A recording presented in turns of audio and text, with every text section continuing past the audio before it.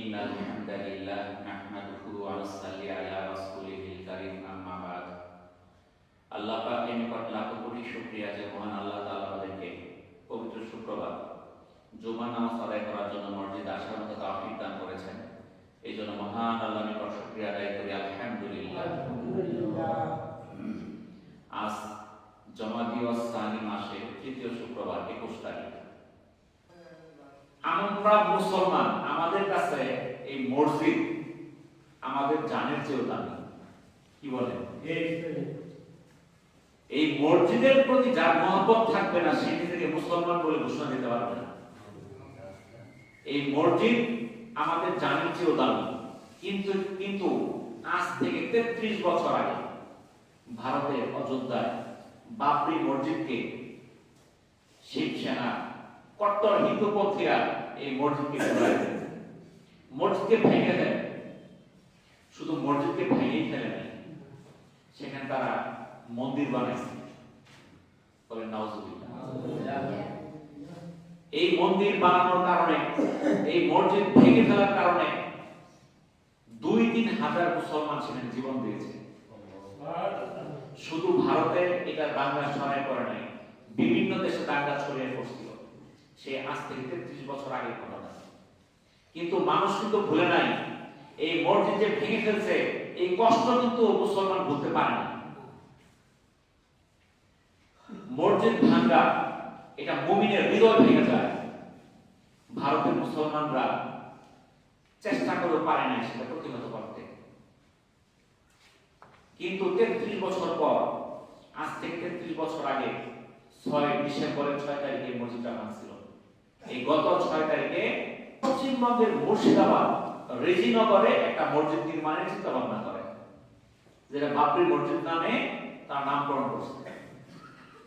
তো এটা সত্য যে বাবরি মসজিদ ভাঙছে 1000 মসজিদ বানালেও সেই কষ্ট আমাদের শেষ হবে না। কিন্তু কিছু সংখ্যক মুসলমান তারা সেই মসজিদের স্মৃতি ধরে রাখার জন্য অন্য একটা জায়গায় একটা মসজিদ নির্মাণের সিদ্ধান্ত নেয়। এটার নেতৃত্ব দেন তৃণমূলের বিধায়ক হুমায়ুন কবির। হুমায়ুন কবির নামে নেতা ছিল। সেই মসজিদ নির্মাণ করতে চাওয়ার কারণে তাকে দল থেকে বহিষ্কার করা হয়েছে। তিনি সকল মুসলমানের কাছে সাহায্য চান যে আমরা মসজিদ তৈরি করব যেই দিন বাবরি মসজিদ ভাঙছিল ওই তারিখে। তো গত শনিবার এই মসজিদ নির্মাণের জন্য উনি কি করছে? ভিত্তিপ্রস্তর স্থাপন করছে, অর্থাৎ নির্মাণ কাজের সূচনা করছে। তো সেই সূচনায় তারা বিশাল বড় বড় বাক্স রাখছিল, 11টা বাক্স রাখছিল, স্টিলের বাক্স, অনুদান নেওয়ার জন্য। এই অনুদানগুলো প্রথম দিন বাক্সগুলো ভরে গেছে। সেখানে টাকা পয়সা, স্বর্ণ মুদ্রা এগুলো আছে, স্বর্ণের অলংকার আছে। সেগুলো গোনার জন্য 30 জন লোক নিয়োগ করা হয়েছে, গণনা চলতেছে। সেখানে কয়েক কোটি টাকা, 3 কোটি টাকার উপরে এখন পর্যন্ত জমা হয়েছে।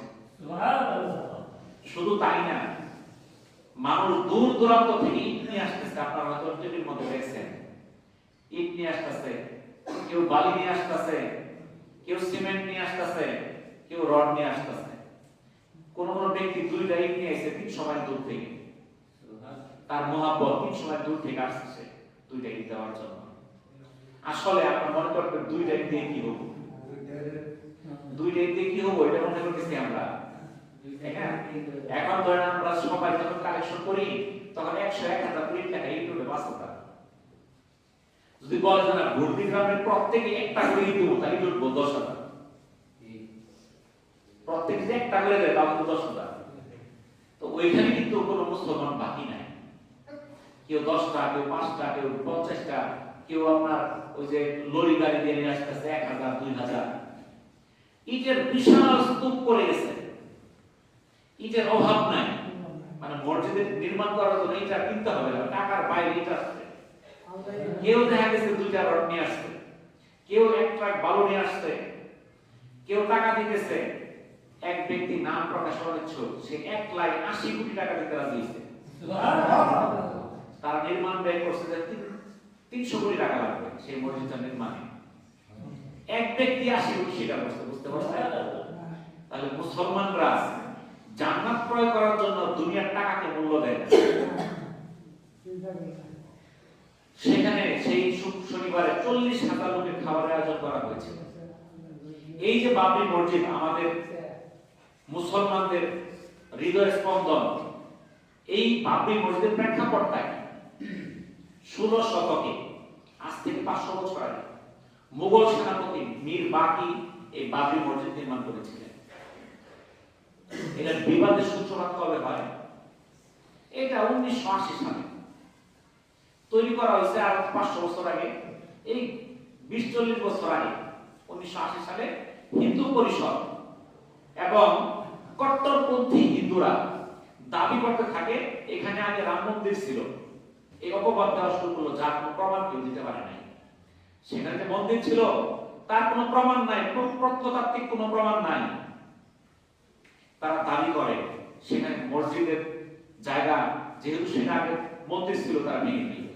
এই মিথ্যা অজুহাতে 1992 সালে 6 ডিসেম্বর বিশ্ব হিন্দু পরিষদ এবং তাদের সহযোগী সংগঠন অযোধ্যার একটি রাজনৈতিক সমাবেশ করে এবং উত্তেজিত জনতাদের নিয়ে সেই মসজিদটা ভেঙে দেয়। সেই দাঙ্গায় সারা ভারতে ছড়ায় পড়ে। সেখানে 2-3 হাজার মানুষ মারা যায়। সেটা মামলা চলে, আইনি নিষ্পত্তি, তাদের আদালত রায় দেয় সেই মসজিদ ভেঙে মন্দির করার জন্য। কারণ তাদের রায় তাদের কথায় চলে। তো এই যে মসজিদ ভাঙার মাধ্যমে যে উত্তেজনা সৃষ্টি করেছিল, সেই মসজিদ নির্মাণ করতে যায় এখন যারা আবার নতুন করে অন্য জায়গায় তৈরি করতেছে তাদের সুবিধা হচ্ছে। অর্জুন সিংহ নামে এক লোক, সে বলতেছে হুমায়ুন কবির বাবরি মসজিদ বানাতে গেলে তাকে বাবরের কাছে পাঠিয়ে দিবে।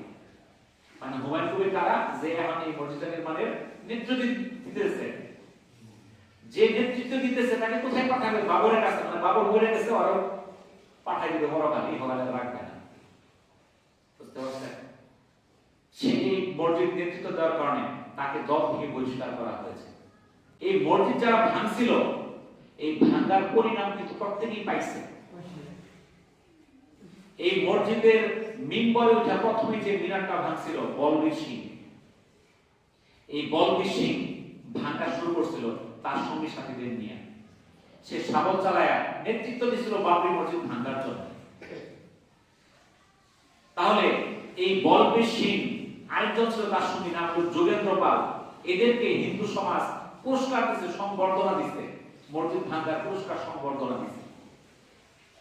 কিন্তু এই বলবীর সিং যখন মসজিদ ভাঙা বাড়িতে যান, তখন তার বাবা তাকে বাড়ি করতে দেয়, তাকে বাড়ি থেকে বের করে দেয়। তোমার মতো সন্তান আমার দরকার নেই যে মসজিদ ভাঙতে পারে। যদিও তার বাবা ছিল হিন্দু। বলবীর সিং বাড়ি থেকে বের হয়ে যায়। তার স্ত্রীও তার সঙ্গে যায় নাই। তার স্ত্রী সন্তান তাকে ছেড়ে দিচ্ছে। সে অনেকদিন পরে বাড়িতে আসছে, শুনে তার বাবা মারা গেছে। কেন? এই মসজিদ ভাঙছে তার সন্তান, এই অপমানে, এই ক্ষোভে সে মারা গেছে কষ্ট পেয়ে। এমনকি মরার সময় বলে গেছে, আমি মারা গেলে আমার মুখে যেন আগুন না দেয় আমার সন্তান। কারণ হিন্দুদের নিয়ম হলো তার সন্তান তার মুখে আগুন দেবে। ওই বলবীর সিং তার বাবার মুখে আগুন না দেয় এবং বাড়ির কেউ যেন তার মুখ না দেখে, এটা বলে গেছে। তাহলে সে কতটা ক্ষুব্ধ হয়েছে। সে বাড়ি থেকে এই কথা শুনে বাড়ি থেকে বের হয়ে গেছে তার বন্ধুর কাছে। তার বন্ধু যার নেতৃত্ব দিয়েছিল যোগেন্দ্র পাল, তার কাছে যাওয়ার পরে শুনে সে মুসলমান হয়ে গেছে আগে। সে তার কাছে ঘুরেছিল কি সমবেদনা পাওয়ার জন্য, সে মুসলমান, এখন কি তার সমবেদনা দিবে? তাকে দেখে সে সিদ্ধান্ত নিল সেও মুসলমান হয়ে যাবে।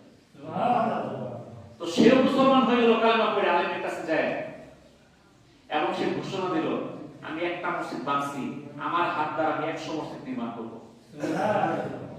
সে মুসলমান হয়ে গেল, 5 ওয়াক্ত নামাজ শুরু করলো। শুধু নামাজ না, আযান দেওয়ার সময় সে যে মুসলমানের যে কাজগুলো করা শুরু করলো, এক এক করে মসজিদ সংস্কার এবং নির্মাণ শুরু করলো। 91টা মসজিদ করার পরে সে মারা গেছে। এই যে মুসলমানরা, মুসলমানদের কষ্ট শাহাদত বৃথা যায় না। তারা যে এই যে জীবন দিছিল, তাদের বিনিময়ে হাজার হাজার মানুষ মুসলমান হচ্ছে ইন্ডিয়াতে।